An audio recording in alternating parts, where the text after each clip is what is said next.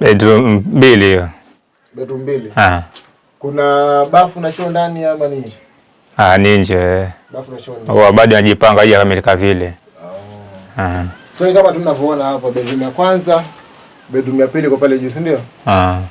Alafu staircase ndio hii hapa. Kule kuna naona. Plan imekaa poa.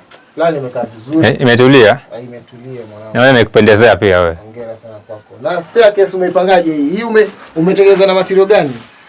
Hii hata nimebachia mnazi tu hii. Mnazi kupasuliwa alafu ukafanya hiyo modification mwenyewe tu. Zile pande za mnazi zile ndo?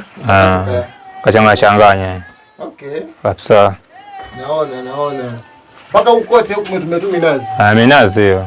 Unapenda minazi wewe? Hiyo minazi basi ndio kila kitu huko kwetu. Kazi yako unafanya kazi gani wewe kwa ajili ya kipato chako, yani kinatoka wapi? Ni ugema tu ndio nimetegemea. Sababu mwanzo nilikuwa boda, lakini nikaona boda haina mpango nikachana nayo. Boda haina pesa. Haina pesa. Kashika ugema tu.